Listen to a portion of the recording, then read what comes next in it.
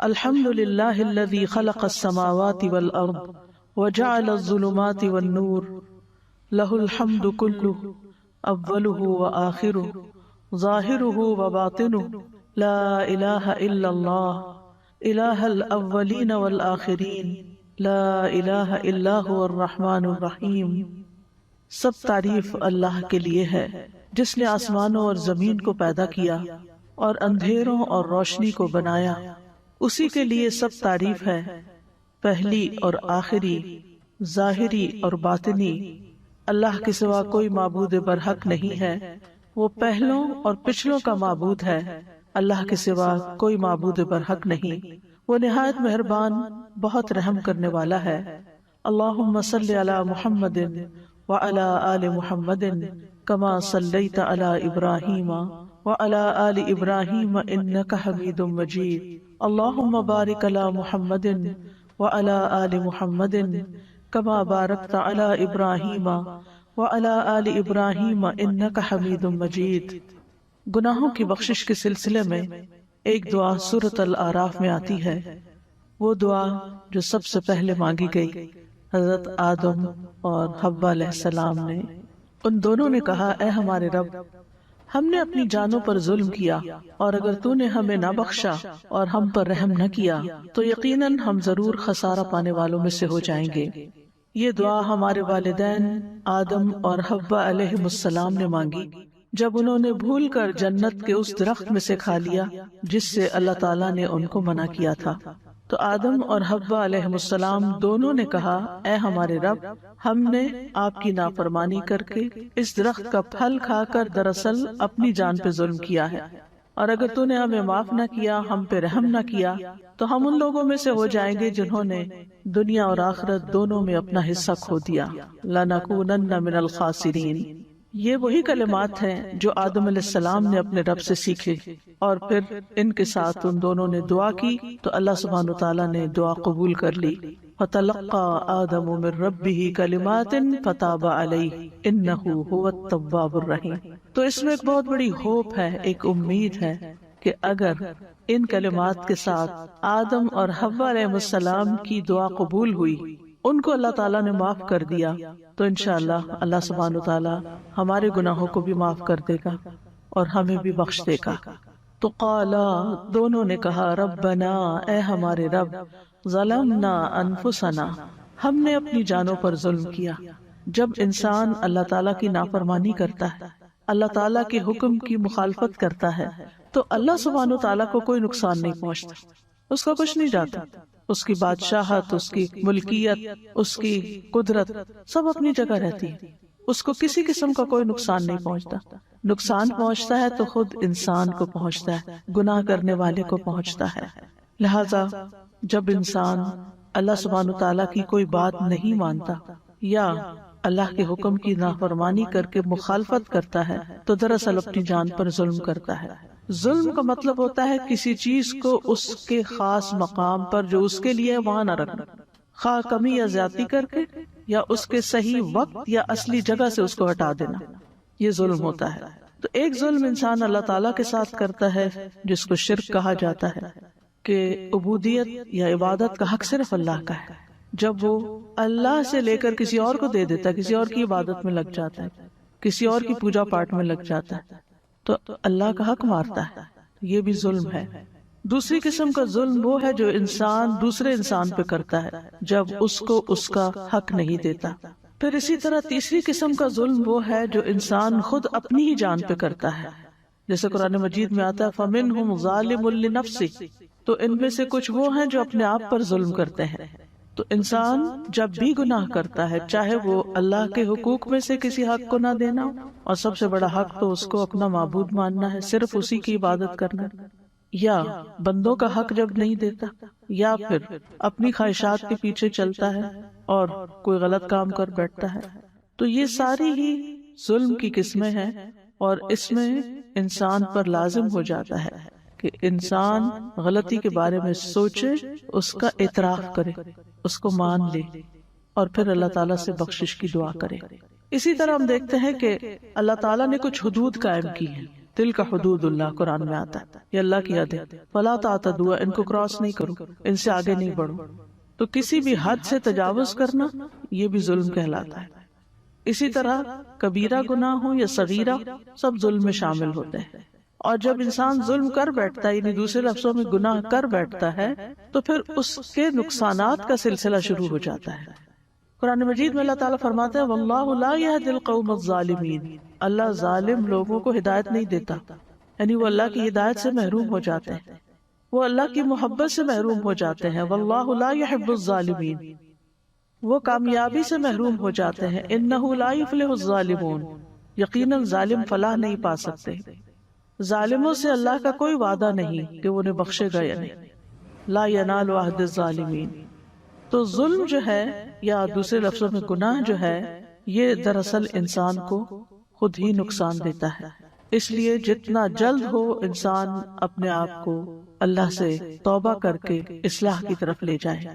اسی دعا میں آ گیا تھا وَإِن لَّمْ تَغْفِرْ لَنَا وَتَرْحَمْنَا، اگر تو نے ہمیں بخشا نہیں اور ہم پہ رحم نہیں فرمایا، لَنَكُونَنَّ مِنَ الْخَاسِرِينَ، یعنی اگر تو نے ہمارے پچھلے گناہ معاف نہ کیے اور تو نے ہماری اس توبہ کو قبول کر کے ہم پہ رحم نہ فرمایا، ہماری اس تکلیف کو دور نہ کیا، یعنی مغفرت یعنی ہمارے گناہ کو معاف کر کے ہماری اس گلٹ اور جو اندر ایک تکلیف ہوتی ہے اس کو دور نہ کیا، اور رحمت کا مطلب ہے ہم پر خیر و برکت نازل نہ کی، تو ہم خسارے میں پڑ جائیں گے۔ یہاں آپ دیکھیں مغفرت پہلے اور رحمت بعد میں۔ رحمت اس پہ آتی ہے جس کی بخشش ہو جائے۔ تو خاسرین وہ ہوتے ہیں جو دنیا میں بھی طرح طرح کے نقصان اٹھاتے ہیں اور آخرت میں بھی۔ لیکن اللہ تعالیٰ نے جب آدم علیہ السلام کی توبہ قبول کر لی تو اللہ تعالیٰ نے ان کو پھر چن لیا۔ ثم اجتباہ ربہ فتاب علیہ وہدی، پھر اس کے رب نے اسے چن لیا، اس پر مہربان ہوا اور اس کی رہنمائی کی۔ تو اس سے یہ پتہ چلتا ہے کہ گناہ اندھیرے ہیں، ظلم اندھیرا ہے، اور اس اندھیرے میں انسان کو پھر سیدھی راہ نہیں ملتی، انسان کو یہ پتہ نہیں چلتا کہ اس کو کس طرف جانا چاہیے، کیونکہ وہ گناہ کی آندھیوں میں گم ہو جاتا ہے۔ تو اس لیے پھر انسان ایسے کام نہیں کر پاتا کہ جو اس کی کامیابی کا ذریعہ بنے۔ تو اس آیت سے یہ پتہ چلتا ہے کہ گناہ کا اعتراف اور استغفار کرنا توبہ کی شرائط میں شامل ہے، یعنی پہلے آپ اقرار کریں کہ ہاں آپ نے غلطی کی ہے۔ پھر یہ کہ گناہوں کی نحوست بھی ہوتی ہے۔ گناہ ہی ابلیس کو اللہ کی رحمت سے دور کرنے کا سبب بنا اور آدم علیہ السلام کو جنت سے نکالنے کا سبب بنا۔ عام طور پر گناہوں کی تقسیم کی جاتی کبیرہ اور صغیرہ، لیکن ہے دونوں ہی اللہ کی نافرمانی کے کام، کوئی چھوٹا ہے کوئی بڑا ہے۔ چھوٹے گناہ بھی قابل مواخذہ ہوتے ہیں اور چھوٹے گناہ مل کے جمع ہو کے بہت بڑے بھی بن جاتے ہیں۔ پھر اس آیت سے یہ بھی پتہ چلتا ہے کہ اللہ سچے لوگوں کی توبہ قبول کرتا ہے، جو توبہ کرنے میں جلدی کرتے ہیں اور اپنی غلطی کا اعتراف کر لیتے ہیں۔ جیسے ہم دیکھتے ہیں یونس علیہ السلام جب مچھلی کے پیٹ میں گئے تو انہوں نے یہ نہیں کہا کہ میں تو ایک نبی تھا اور میں تو اتنے نیک کام کر رہا تھا، پھر میرے ساتھ یہ کیوں ہو گیا۔ عام طور پر اگر ہم میں سے کسی پر کوئی مشکل آئے تو ہم اپنی صرف نیکیاں یاد کرتے ہیں کہ میں تو اتنی نمازیں بھی پڑھتا تھا، نفل بھی پڑھتا تھا، صدقہ خیرات بھی کرتا تھا، یہ بھی، پھر میرے ساتھ ایسا کیوں ہوا، اور ہم اپنی غلطیاں بھول جاتے ہیں۔ جبکہ اللہ کے نبی یونس علیہ السلام کا اسوہ حسنہ ہمیں کیا بتاتا ہے کہ وہاں پہنچ کر انہوں نے اپنی سابقہ نیکیوں کو یاد نہیں کیا بلکہ اپنی غلطی کا اعتراف کیا کہ غلطی تو میری اپنی ہے جس کی وجہ سے میں یہاں پہنچا ہوں، جس کی وجہ سے میرے ساتھ یہ ہوا ہے۔ اور یہ بھی اللہ تعالیٰ کی بہت بڑی رحمت ہوتی ہے کہ کسی انسان کو یہ توفیق مل جائے مصیبت آنے کے بعد کہ وہ اپنی غلطیوں اپنے گناہوں کو یاد کر لے اور پھر ان پر توبہ کرے اور ان پہ معافی مانگے۔ اور بعض اوقات تو امتحان بھی اللہ کی محبت کا نتیجہ ہوتا ہے، یعنی اللہ سبحانہ وتعالیٰ بندے کو طرح طرح سے ہدایت دیتا ہے کہ وہ سیدھے راستے پہ آئے، لیکن وہ آگے دیتا نہیں۔ پھر اللہ تعالیٰ اس کو کسی نہ کسی طرح آزماتا ہے کہ شاید اب یہ پلٹ ہے، شاید اب یہ میری طرف رجوع کر لے۔ ایک مشکل میں نہیں کرتا، دوسری ڈال دیتا، دوسری سے نکلتے تیسری میں ڈال دیتا ہے تاکہ یہ اللہ کی طرف پلٹے۔ تو کچھ لوگ تو سنبھل جاتے ہیں، پلٹ آتے ہیں، اور کچھ لوگ اور زیادہ بگڑ جاتے ہیں، ہم نے کیا ہی کیا ہے، دوسروں کو بلیم کرتے رہتے ہیں کہ ان کی وجہ سے یہ ہوا میرے ساتھ۔ میں تو لوگوں کو سمجھا رہا تھا، قوم ہی نہیں مان رہی تھی اس لیے میں نکل آیا۔ وہ جسٹیفائی کرتے تو کر لیتے، لیکن اس کا فائدہ کیا ہوتا؟ وہ تو اللہ تعالیٰ کو قبول نہیں تھی، کیونکہ اللہ کا حکم نہیں آیا تھا کہ آپ اس بستی کو چھوڑیں۔ لہٰذا انہوں نے کیا کیا؟ لا الہ الا انت سبحانک، اللہ تو پاک ہے، تیری کوئی غلطی نہیں، تو ہر عیب سے پاک ہے، غلطی تو میری تھی، انی کنت من الظالمین، میں نے غلط کیا تھا تو مجھے معاف کر دے۔ تو اللہ سبحانہ وتعالیٰ نے ان کی دعا قبول کر لی۔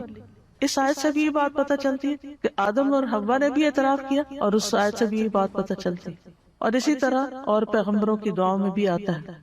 تو اللہ کے نیک بندے وہ ہوتے ہیں جو اپنی نیکیوں سے زیادہ اپنے گناہوں کی طرف نظر رکھتے ہیں، اور نیکیوں کا پرچار کرنے کی بجائے اور ان کے اوپر تکبر کرنے کی بجائے وہ اپنے گناہوں کے بارے میں سوچ کے پشیمان ہوتے ہیں اور اللہ سبحانہ تعالیٰ کی طرف رجوع کرتے ہیں۔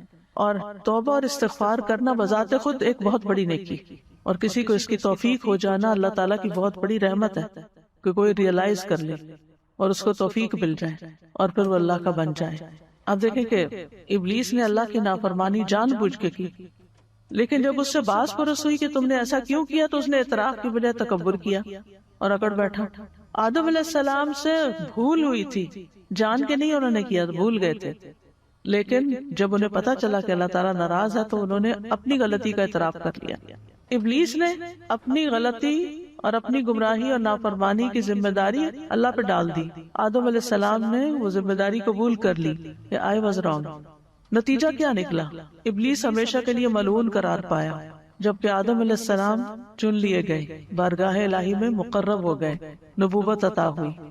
تو ابلیس کو اس کی خود پسندی نے تباہ کیا، اور آدم علیہ السلام کو ان کے اعتراف گناہ نے کامیاب کر دیا، کیونکہ اس نے کہا تھا نا انا خیر منہ، اور انہوں نے کہا تھا کہ ربنا ظلمنا انفسنا۔ تو ہم میں سے ہر وہ شخص جو توبہ کر کے اپنے گناہوں کا اعتراف کرتا ہے وہ دراصل آدم علیہ السلام کی مشابہت اختیار کرتا ہے، اور جو اپنے گناہ پہ اڑا رہتا ہے اور تقدیر کا بہانہ بنا لیتا ہے تو وہ ابلیس کی مشابہت اختیار کرتا ہے۔ تو آدم علیہ السلام کو ان کی کسی فضیلت نے فائدہ نہیں دیا تھا کہ اللہ نے ان کو اپنے ہاتھ سے بنایا۔ ہم تو کہتے ہیں ہم تو سید ہیں اور ہم تو بڑے چنے ہوئے لوگ ہیں، تو بڑے نیک لوگ ہیں، ہمارا تو گھرانہ بڑا اونچا ہے، ہم تو کئی قسم کی اپنی خوبیاں یاد کر لیتے ہیں اور اس پہ اڑے رہتے ہیں کہ ہم سے کیا غلطی ہو سکتی ہے، ہم تو اتنے پڑھے لکھے ہیں، ہم تو اتنا نیکیاں کا کام کرتے ہیں۔ لیکن آدم علیہ السلام نے ایسی کسی چیز کو اپنے لیے عذر نہیں بنایا کہ اللہ نے مجھے تو اپنے ہاتھ سے پیدا کیا تھا اور فرشتوں سے سجدہ کروایا تھا اور پھر جنت میں بسایا تھا، حالانکہ کتنی نعمتیں ان کو ملی تھی اور از یونیک، وہ خوبیاں کسی اور کو نہیں ملی، لیکن اس کے باوجود جب بھول ہوئی تو فوراً مان گئے۔ ان کے پاس علم بھی تھا، علم آدم الاسماء کلھا، یعنی یو نیم اٹ، کسی کا گھر جنت کے اندر ہو۔ دنیاوی اعتبار سے موسٹ سکسیسفل پیپل ہیں کہ جن کو بہت بڑے بڑے ایکڑز میں گھر مل جاتے ہیں اور بڑے بڑے مینشنز میں وہ رہتے ہیں، اور لوگ ان پہ رش کرتے ہیں کہ کتنے خوش قسمت ہیں۔ اگر کوئی ڈگری ہو اور ایک نہیں کئی ڈگریاں ہو تو پھر تو بات ہی کیا ہے، یعنی مال بھی ہو، اوپر سے علم بھی ہو، اور پھر اوپر سے کسی بڑی شخصیت کے ساتھ رابطہ بھی ہو، وہاں تو اللہ سبحانہ وتعالیٰ نے ان کو بنایا تھا۔ اور پھر یہ کہ سب لوگ ان کے مطیع بھی ہوں، انسان کیا فرشتے بھی آگے جھکے ہوئے ہوں، یعنی کتنی ساری چیزیں تھی تکبر کرنے کی۔ اگر وہ کرنا چاہتے تو ان ساری چیزوں کو کریڈٹ ہے کہ اپنے آپ کو بہت بڑی چیز سمجھتے اور اللہ کے آگے جھکنے کو اپنی انا کے خلاف سمجھتے، لیکن انہوں نے اس میں سے کسی چیز کو بھی نہیں سمجھا کہ اس کی وجہ سے میری کوئی بڑائی ہے، بلکہ کیا کہا، ربنا ظلمنا انفسنا وَإِن لَّمْ تَغْفِرْ لَنَا وَتَرْحَمْنَا لَنَكُونَنَّ مِنَ الْخَاسِرِينَ۔ اللہ اگر تو راضی نہیں نا تو یہ جنت اور یہ فرشتوں کا سجدہ اور یہ علم اور یہ سب کچھ میرے کام نہیں آنے والا، یہ فائدہ نہیں دے گا۔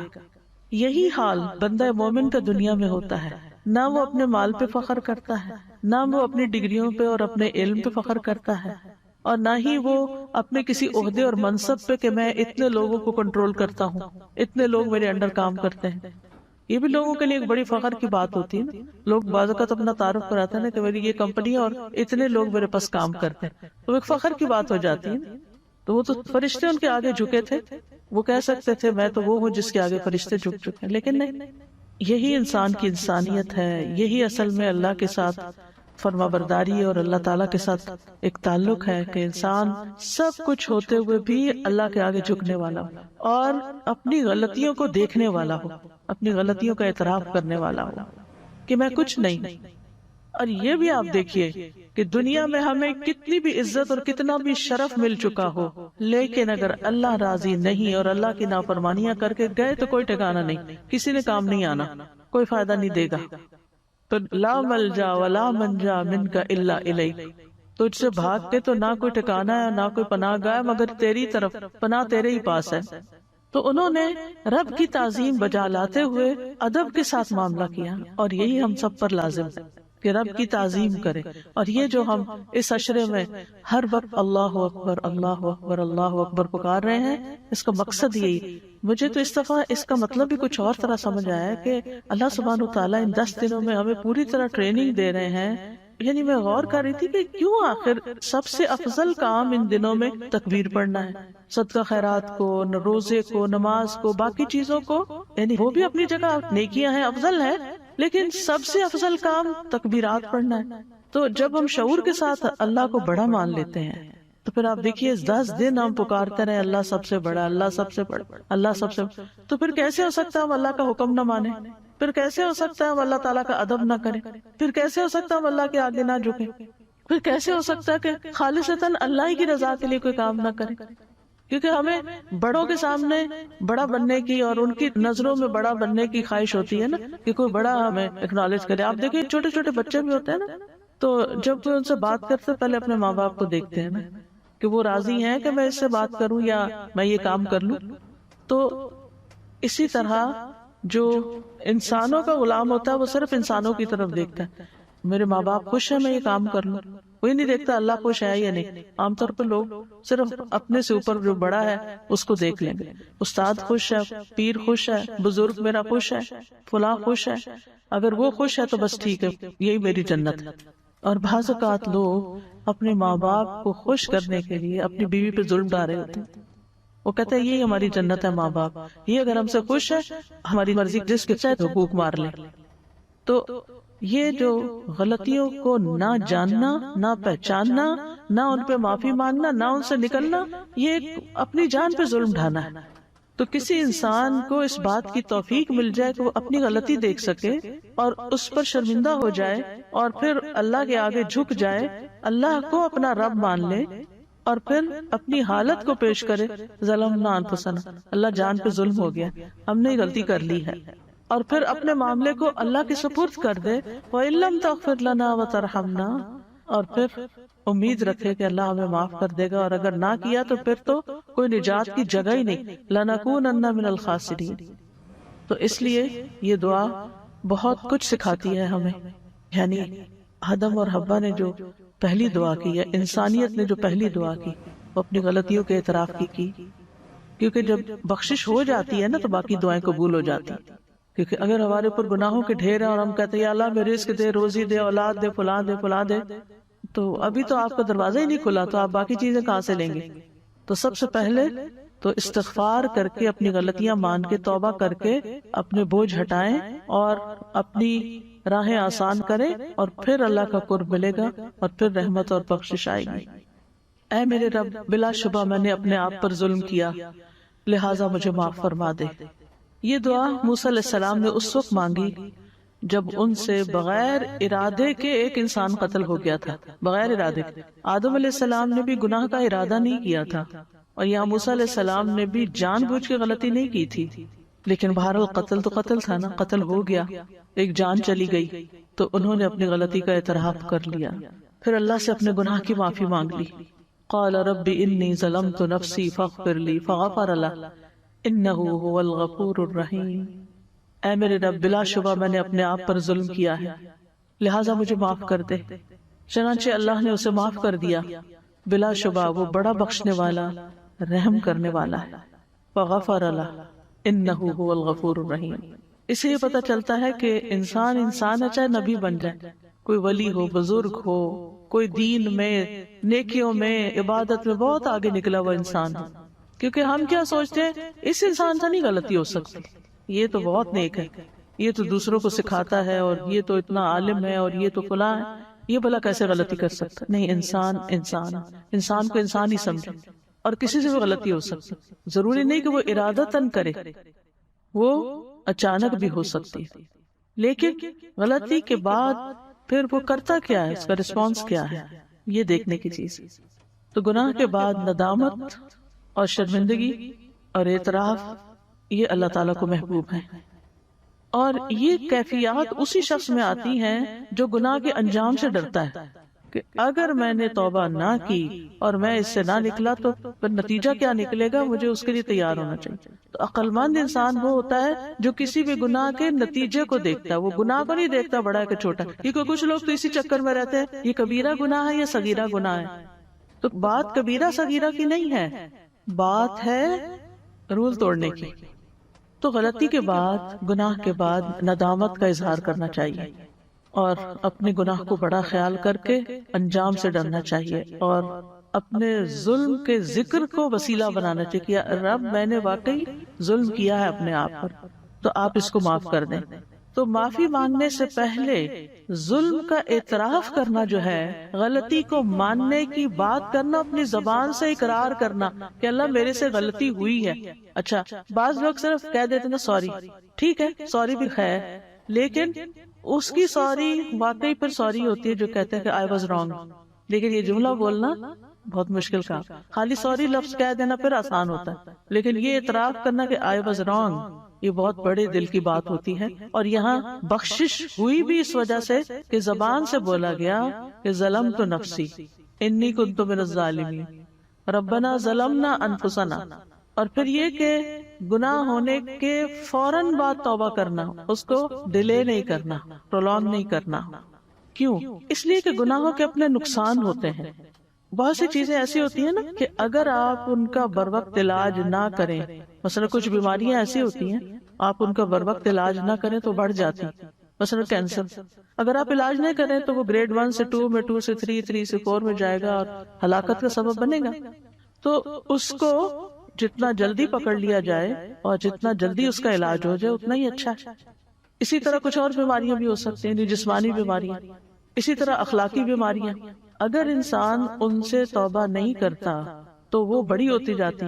اسی طرح دو لوگوں کے بیچ میں کوئی مس انڈرسٹینڈنگ ہو گئی ہے، میاں بیوی میں جھگڑا ہو گیا ہے، اگر جلدی صلح کر لیں گے اور ایک دوسرے کو منا لیں گے تو دل صاف ہو جائیں گے، بوجھ ہلکے ہو جائیں گے، گاڑی پھر چل پڑے گی۔ اور اگر نہیں، دونوں اگر اکڑ گئے، ضد میں آ گئے، مجھے تو معاف نہیں کرنا یا میری یہ شان کے خلاف، پھر تو وہ ٹوٹ ہی جاتا ہے نا رشتہ، پھر باقی تھوڑی رہتا ہے۔ نبھا وہی سکتے ہیں جو اپنی غلطیوں کا اعتراف کرتے، کیونکہ دونوں کے اندر غلطیاں ہو سکتی ہیں نا، ہم میں سے کوئی بھی فرشتہ نہیں ہوتا۔ لیکن اگر ایک بھی صرف سوری کرتا رہے اور دوسرا سوری نہ کرے یا دوسرا کبھی بھی اپنی غلطی نہ مانے، پھر بھی مشکل ہو جاتی۔ آپ دیکھیں نا کہ جب ہمارے اندر فلیکسیبلٹی ہوتی ہے، جب ہمارے اندر نرمی ہوتی ہے تو نرم چیز آپس میں جڑ جاتی ہے، پھر اگر الگ بھی ہو جائے نا جڑ جاتی، نرمی جوڑ دیتی۔ اسی لیے وہ حدیث میں آتا نا کہ مفہوم بتا رہی حدیث، یعنی گھرانے کے لیے سب سے یعنی جو فائدہ مند چیز ہے وہ نرمی۔ تو اسی طرح نہ صرف یہ کہ ازدواجی زندگی میں کہیں آپ کولیگز ہیں، یعنی کسی جگہ پہ جاب کریں، کام کریں، آپ دیکھیں بہت سے لوگوں کو اچھے سے اچھی جاب ملتی ہے، کچھ ایسے وارننگ لیٹر مل کے فارغ کر دیا جاتا ہے، کیونکہ ان کی اکڑی کہیں نہیں ختم ہوتی اور ضد میں آئے رہتے ہیں اور اپنی غلطی نہیں مانتے، سوری نہیں کرتے، نتیجہ ہر جگہ سے دھتکارے جاتے ہیں، لیکن پھر بھی نہیں سبق سیکھتے، پھر بھی نہیں ریئلائز کرتے کہ ہماری غلطی ہے۔ آپ دیکھیے کبھی انسان سوچے کہ دوسرے کو معاف کر دینا اور درگزر کرنا کتنی بڑی خوبی ہے۔ اللہ سبحانہ تعالیٰ کی صفت ہے العفو، اور اللہ تعالیٰ معاف کرنے کو پسند کرتا ہے، اور اللہ سے بڑا کون ہے؟ اللہ سے بڑا تو کوئی نہیں نا۔ جب اللہ سبحانہ تعالیٰ معاف کر دیتا ہے تو ہمیں بھی معافی مانگتے ہوئے کیا کرنا چاہیے؟ اللہم انک عفو تحب العفو فاعف عنی۔ لیکن اللہ سے معافی مانگتے ہوئے پہلے ہمیں دوسروں کو معاف کرنا چاہیے۔ تو گناہوں کے اپنے نقصان ہوتے ہیں، ان میں سے سب سے بڑا نقصان کیا ہے کہ دل مردہ ہو جاتا ہے، دل مردہ ہو جاتا ہے۔ حدیث میں آتا ہے بے شک جب کسی مومن سے کوئی گناہ سرزد ہوتا ہے تو اس کے دل پہ ایک سیاہ دھبا پڑ جاتا ہے، اگر وہ توبہ کرے اور گناہ سے باز آ جائے اور استغفار کر لے تو اس کا دل چمکا دیا جاتا ہے، ورنہ جتنے گناہ بڑھتے جاتے ہیں اتنے ہی سیاہ دھبے بڑھتے جاتے ہیں، حتیٰ کہ اس کے دل پہ وہ زنگ چھا جاتا ہے جس کا ذکر اللہ تعالیٰ قرآن مجید میں یوں کرتے ہیں کلا بل ران علی قلوبہم ما کانوا یکسبون، کہ ان کے دلوں پر اپنی کمائیوں کی وجہ سے زنگ لگ گیا ہے۔ پھر اسی طرح دل اندھا ہو جاتا ہے۔ اسی آیت کے بارے میں ایک قول یہ ہے کہ حسن بصری کہتے ہیں کہ گناہ پہ گناہ کرنا حتیٰ کہ وہ دل کو اندھا کر دے، انسان کو پھر کچھ سمجھ نہیں آتا، نظر نہیں آتا۔ گناہوں کی وجہ سے انسان علم سے محروم ہو جاتا ہے۔ ابن القیم کہتے ہیں کہ علم روشنی اور نور ہے جو اللہ دل میں ڈالتا ہے، لیکن گناہوں سے یہ روشنی بجھ جاتی ہے، انسان سے اچھے برے کی تمیز ختم ہو جاتی ہے۔ امام شافعی جب امام مالک کے سامنے حصول علم کے لیے بیٹھے اور ان کے سامنے پڑھنے لگے، یہ آپ کو معلوم ہوگا کہ امام مالک کی تدریس کا طریقہ بہت انوکھا تھا، ویری یونیک۔ وہ خود نہیں سکھاتے تھے کسی کو، خود نہیں پڑھتے تھے، وہ طالب علم سے حدیث پڑھواتے تھے، اور اس کو عرض کہتے ہیں حدیث کی اصطلاح میں۔ اسی لیے ان سے جب حدیث روایت ہوتی ہے تو اخبرنا کا لفظ آتا ہے۔ حدثنا ہوتا ہے جب کوئی حدیث ہمیں بیان کرتا ہے، جیسے میں آپ کو حدیث پڑھ کے سنا رہی ہوں تو آپ کہہ سکتے ہیں کہ ہمیں انہوں نے یہ حدیث بیان کی۔ لیکن اگر میں بیان نہ کروں اور آپ مجھے حدیث سنائیں اور میں کو آپ نے ٹھیک پڑھی ہے تو اس کو روایت کرتے ہوئے کہیں گے اخبرنا، ہمیں خبر دی۔ تو امام شافعی نے جب امام مالک کے سامنے احادیث پڑھی تو امام مالک کو ان کی ذہانت، فطانت، فہم و فراست بہت پسند آئی۔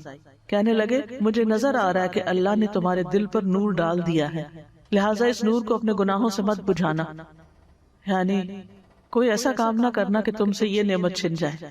پھر اسی طرح جب انسان گناہ کرتا ہے تو بندے اور رب کا تعلق کمزور ہو جاتا ہے، دل میں ایک وحشت پیدا ہو جاتی ہے، اور یہ ایسی وحشت ہوتی ہے کہ انسان کو دنیا بھر کی نعمتیں بھی مل جائیں تو دل کی وحشت نہیں جاتی، دل کے اندر سکون نہیں آتا۔ لیکن اس وحشت کو صرف وہی سمجھتا ہے جس کا دل بیدار ہوتا ہے، جس کا دل جاگ رہا ہوتا ہے۔ زندہ انسان کو ذرا سی بھی چوٹ لگے، کانٹا بھی چبھ جائے تو اس کو پتا چل جاتا ہے کہ یہ تو کچھ ہو گیا میرے ساتھ۔ تو وحشت کے گڑھے سے نکلنے کے لیے گناہوں کو چھوڑنا بہت ضروری ہے۔ پھر اسی طرح نیک لوگوں اور خیر کی مجالس سے دوری آنے لگتی ہے۔ جب انسان گناہوں کے کام کرنے لگتا ہے تو نیکی کی مجلس سے اچھی نہیں لگتی، پھر وہاں دل نہیں لگتا اس کا، اور ان سے دور ہوتا چلا جاتا ہے، اور خیر اور بھلائی اور نیکی سے فائدہ نہیں اٹھا سکتا، رحمانی گروہ سے دور ہو جاتا ہے، شیطانی گروہ کے قریب ہو جاتا ہے۔ پھر اسی طرح گناہوں کی وجہ سے انسان کے معاملات بگڑ جاتے ہیں، کوئی چیز ٹھیک نہیں رہتی۔ ابن القیم کہتے ہیں گناہوں کا ایک اثر یہ بھی ہے کہ گناہگار کے معاملات میں طرح طرح کی مشکلات اور دشواریاں پیدا ہو جاتی ہیں، جس کا وہ عزم اور ارادہ کرتا ہے اسے اس کا دروازہ بند نظر آتا ہے اور وہ اسے سخت دشوار پاتا ہے۔ یعنی جس کام میں بھی ہاتھ ڈالتا ہے رکاوٹیں ہی رکاوٹیں ہوتی ہیں۔ اور آپ نے کئی بار لوگوں کو یہ شکایت کرتے ہوئے سنا ہوگا کہ میں جس بھی کام میں ہاتھ ڈالتا ہوں آگے کوئی نہ کوئی رکاوٹ آ جاتی ہے۔ اچھا، وہاں بھی آپ دیکھیں کہ عمومی طور پر لوگ اپنی غلطی کو نہیں سوچتے کہ ہم نے تو نہیں کسی کے کام میں رکاوٹ ڈالی، ہم نے تو نہیں کسی کی لگ پلنگ کی ہوئی، ہم نے تو نہیں کسی اور کا گھر توڑا ہوا، اپنی کوئی غلطی یاد نہیں کریں گے۔ کیا کہیں گے؟ یہ فلاں نے نظر لگا دی، فلاں نے جادو کر دیا، یہ فلاں کے حسد کی وجہ سے یہ ہو گیا۔ پھر سارا بلیم دوسروں پر، اپنی غلطی کو نہیں دیکھنا۔ کتنے لوگ ہیں جو لا الہ الا انت سبحانک انی کنت من الظالمین کہہ کے اپنے ظلم کو اپنے اندر محسوس کریں کہ میں نے یہ بھی غلطی کی ہوئی، یہ بھی کی، یہ بھی پتہ نہیں کون سی غلطی آگے آئی ہوئی۔ لوگ دوسروں کے لیے پڑھتے ہیں، 1000 تم پڑھ دو، 1000 فلاں پڑھ دے، وہ فلاں پڑھ دے۔ تو یہی میں ہمیشہ کہتی ہوں کہ آپ کسی کے بہاف پہ کہہ رہے ہیں، مسئلہ اس کا ہے اور آپ کہہ رہے ہیں میں ظالم ہوں۔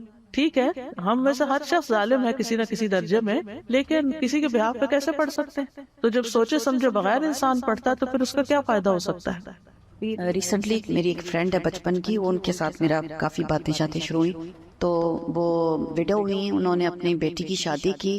بہت میں نے سمجھایا کہ آپ اپنی لمٹس میں ہی کریں، لیکن پھر بھی انہوں نے اتنا قرضہ اٹھا لیا اس شو شاہ میں اور سب دکھاوے میں اور سب کچھ، اور جیسے ہی شادی ختم ہوئی ساتھ ہی بیٹے سے نہ کوئی ایکسیڈنٹ ہو گیا اتنا خوفناک کہ بندہ مر گیا۔ اب وہ بار بار اب جو نیک بندہ ملتا ہے اس کو کہتی میرے بیٹے کے لیے دعا کریں، وہ لوگ معاف کر دیں، وہ معاف کر دیں۔ اور پھر پتہ نہیں میرے سے بات کرتے کرتے اس کو ایک دم احساس ہوا کہ میں نے بہت دکھاوا کر دیا، تو یہ تو نہیں ہوا کہ بھئی یہ مجھے اس کی سزا۔ میں نے کہا اللہ نے آپ کو خود ہی سجا دیا، اب آپ استغفار کریں۔ تو یہ ہوتا ہے کہ ہمیں خود کو احساس نہیں ہوتا، جب آپ کسی سے بات کرتے ہیں تو کئی دفعہ آپ کی وہ بات اللہ تعالیٰ سجا بھی دیتا ہے، وہ لیئرز آ جاتی ہیں نا اوپر، وہ ہٹتی ہیں تو پھر انسان کو آئینہ نظر آتا ہے۔ پھر یہ کہ ابن القیم کہتے ہیں کہ عمر، رزق اور عبادت کی برکت چھن جاتی ہے، کہ گناہوں کی ایک سزا یہ بھی ہے کہ عمر، رزق، علم، عمل، اطاعت، عبادت کی برکتیں چھن جاتی ہیں، دین و دنیا کی خیر و برکت گناہگار سے سلب کر لی جاتی ہے۔ نافرمان بندے کو آپ سب سے زیادہ خیر و برکت سے خالی پائیں گے، نہ اس کی عمر میں برکت ہوگی، نہ اس کے دین و دنیا کے کسی کام میں، کسی کام کا نہیں، کیونکہ اللہ تعالیٰ کا وعدہ ہے وَلَوْ أَنَّ أَهْلَ الْقُرَىٰ آمَنُوا وَاتَّقَوْا لَفَتَحْنَا عَلَيْهِمْ بَرَكَاتٍ مِّنَ السَّمَاءِ وَالْأَرْضِ۔ وَلَٰكِن كَذَّبُوا فَأَخَذْنَاهُمْ بِمَا كَانُوا يَكْسِبُونَ۔ اور اگر ان بستیوں کے رہنے والے ایمان لاتے اور پرہیزگاری اختیار کرتے تو ہم ان پر آسمان و زمین کی برکتوں کے دروازے کھول دیتے، لیکن انہوں نے جھٹلایا تو ہم نے انہیں اس کی وجہ سے پکڑ لیا جو وہ کمائی کرتے تھے۔ اس سے یہ پتہ چلتا ہے کہ جب بہت سارے لوگ کسی بستی میں ایسے ہوں تو پھر ساری بستی کی شامت آ جاتی ہے۔ آپ دیکھیں کہ اس وقت کورونا کے بعد جو دنیا بھر کے حالات ہوئے ہیں، یعنی ہر سیکٹر متاثر ہو رہا ہے، سب ان مشکلات کی، اکنامک کرائسس کی، پتہ نہیں کون کون سی فلسفیاں بیان کر کے کہاں کے ریزنز بتا رہے ہیں، لیکن کوئی یہ نہیں کہتا کہ ہماری بھی کوئی غلطیاں ہیں، یا ہم نے جو اسراف اتنا شروع کر دیا ہے، جو ریسورسز کو اتنا ضائع کرنا شروع کر دیا ہے، اور جو غلط جگہ پر سپینڈنگ شروع کر دی ہے جہاں نہیں کرنی چاہیے، اور اس کے علاوہ بھی اللہ کی نافرمانیوں کے بے شمار کام شروع کر دیے، ان میں سے کسی چیز کی اصلاح تو کریں۔ کہیں تو ہم اپنی غلطیوں کو دیکھیں کہ ہم نے کہاں غلطی کی ہے کہ جس کی وجہ سے یہ ساری صورت ہے، زمین بھی وہی، آسمان بھی وہی، پھر کیوں قلت ہو رہی ہے؟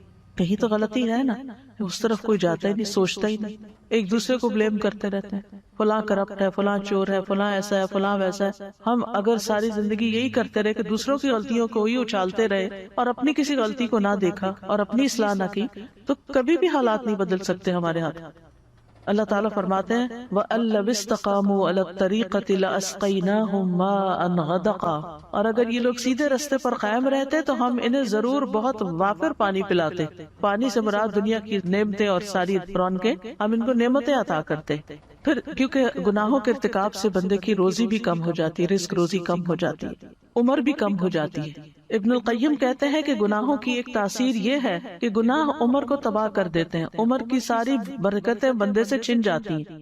یعنی جس طرح نیکی عمر کو بڑھاتی ہے، اسی طرح فسق و فجور کم کرتا ہے۔ اس کا کیا مطلب ہے؟ یعنی یہ بھی ہو سکتا ہے جیسے رسول اللہ صلی اللہ علیہ وسلم نے فرمایا، عمر میں اضافہ صرف نیکی ہی کرتی، یعنی آپ نیکی کرو اپنی ذات میں یا کسی انسان کے ساتھ بھلا کرو تو اس سے عمر میں برکت ہو جائے گی۔ یعنی چاہے آپ 50 سال جیے، 60-70 سال جیے، لیکن اس میں آپ بہت اچھے اچھے کام کر جائیں گے، یعنی آپ اپنی آخرت کی اچھی تیاری کر جائیں گے۔ برکت کا مطلب ہوتا ہے چھوٹی چیز میں بڑا فائدہ۔ پھر اسی طرح ذلت اور صغار مسلط ہو جاتی ہے۔ سلمان تمیمی کہتے ہیں کہ ایک آدمی تنہائی میں اللہ کی نافرمانی کرتا ہے، اکیلے وہ گناہ کرتا ہے، جب وہ صبح کرتا ہے تو اس پر نافرمانی کی ذلت چھائی ہوئی ہوتی ہے۔ حسن بصری کہا کرتے تھے اگرچہ گھوڑے ان کو شاہانہ چال سے لے جا رہے ہوں اور خچر ان کو بگا رہے ہوں، نافرمانی کی ذلت ان کی گردنوں سے چپکی رہتی ہے۔ اللہ نے اس بات کے علاوہ کا انکار کر دیا کہ وہ ان کو ذلیل کرے جو اس کی نافرمانی کرتے ہیں۔ یعنی چاہے دنیاوی شان و شوکت ان کے پاس بہت ہوتی، اندر کا سکون نہیں ہوتا۔ جو اللہ کی اطاعت کرتا ہے اللہ اس کا ولی بن جاتا ہے۔ اللہ ولی الذین آمنوا یخرجہم من الظلمات الی النور۔ عبداللہ بن عباس کہتے ہیں نیکی کی چہرے پر خاص چمک ہوتی ہے اور دل پر اس کی خاص روشنی ہوتی ہے۔ نیکی کی وجہ سے رزق میں بھی برکت آتی ہے، بدن طاقتور ہوتا ہے، لوگوں کے دلوں میں آپ کی محبت بڑھتی ہے، جبکہ برائی کی وجہ سے چہرے پر پھٹکار پڑتی ہے، دل سیاہی میں ڈوب جاتا ہے، بدن بھی کمزور ہو جاتا ہے، روزی میں برکت نہیں رہتی، لوگ بھی بغض کرنے لگتے ہیں۔ پھر اسی طرح حال اور مستقبل کی نعمتوں کا زوال ہو جاتا ہے۔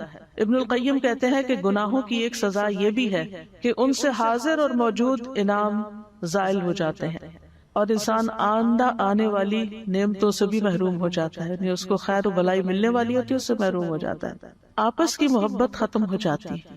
نبی صلی اللہ علیہ وسلم فرمایا کرتے تھے اس ذات کی قسم جس کے ہاتھ میں محمد صلی اللہ علیہ وسلم کی جان ہے، جو دو آدمی بھی آپس میں ایک دوسرے سے محبت کرتے ہوں اور ان دونوں کے درمیان جدائی ہو جائے، الگ ہو جائیں وہ، تو وہ یقیناً ان میں سے ایک کے گناہ کی وجہ سے ہوگی۔